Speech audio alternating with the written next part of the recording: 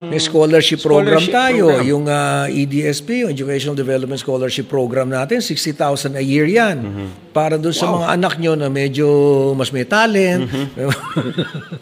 Bakit natawa ka Wala naman? lang. Kasi maraming mga talentadong nanonood. Yung hindi ngayon. masyado may talent, mamaya na yon. So, ano to, exam ka sa DOST, kung nakapasa ka, 60,000 a year ang bibigay nating support. Now, this is what I want to make clear, with our OFWs. Madalas, Darb, sinasabi nila, dapat daw lahat. Aba, $25 lang yung binigay, Darbs. $25 lang ang binigay. At hindi naman po lahat ng OFWs ay nagbabayad sa amin. Yes. Diba? So, gaygewang ho ang bangka natin. For sure. No? And, meron pa tayong Department of Education, no? Hindi ho sagot ng OWA lahat ang pagdating dyan. So, kaya ito po ay may quota. Sa bawat region, meron tayong quota kung ilan ang ating bibigyan ng scholarship. Now, kailangan din naman, tinitingnan din natin, sino ba yung masigasig? Yes. Kasi we'll be spending good money to support the education of your daughter or your son. So, kailangan natin dito yung seryoso. Yung mga deserve naman. Oo. O ngayon, ito yung mga kumikita ng $600 and above at saka medyo magaling. Yes. Para tumatawa. Exactly. May question ako. Ano ba? Pag hindi masyado magaling? Hindi. Mamaya, siguro.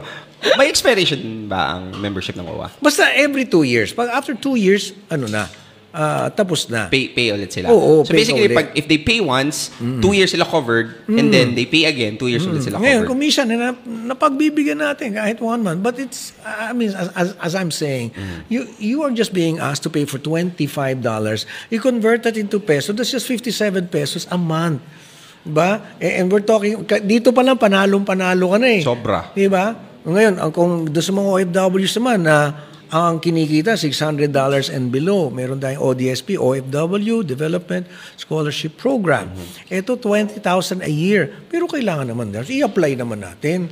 At wag nyo kumang inaaway. Pag hindi nakapasa, siyempre naman, hindi natin kayang lahat. And in-increase na natin itong ating ODSP na ito to 5,000 scholars a year. Madami na din. Oo. Paano? Wag lang naman nilang iasa sa amin lahat. No? You have to apply and then nagbubukas ang slots niyan sa mga regional offices ng OWA. We have about 17 regional offices all over the country. Kumbaga, ang puhunan mo na lang, Darbs, yung sigasig naman, yung effort naman. Yes. Kadalasan, nagagalit pag hindi ko nabigyan ng scholarship. Sa'yo ba nagagalit mismo? Oo, kasi message ko. Wala daw. Siyempre naman, kailangan mag-effort din naman tayo, di ba? So, that means nakasimula sila, di ba? Para ito sa 2024-2025 na college. Gets nyo? Kung binata ka, pwede pa ang kapatid mo na K-12. Basta binata ka. 21 years old and below. K-12. K-12. Hindi yun. K-12. Grade 12. K-12 o grade 12? Okay, grade 12. Okay? Ha? Gets nyo? Sayang to. 60,000 ang makukuha yung financial assistance. Open sa lahat ng eskwelahan kung saan gusto mag-aral. Open to any school. Okay? Ang gagawin lang po, lalapit sa pinakamalapit na OWA office sa inyong lugar. Region. Okay? Hindi po dito sa amin ha. Doon sa Pilipinas. Tapos, ang requirements, dapat may mga Form 137. Tapos, ang general average is 80%. Okay?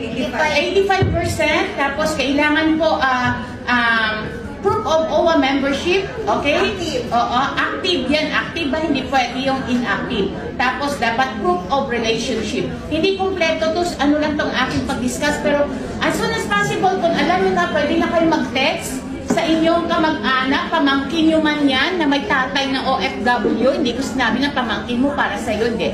Baka may mga kapatid pa kayo na mga OFW, kapitbahay, tiyahin, na may mga anak na grade 12. I-apply nyo na. I-grab nyo ang opportunity kasi sayang, mahal ang tuition ngayon. Pakitulong po sa amin na ma-disseminate itong information dahil limited lang po ang time. Kung naka-apply po sila, may kukunin po silang exam ng DOST examination. Depende po doon sa result. May Merit, top merit, merit. 500 yata or 400 ang kukunin nationwide.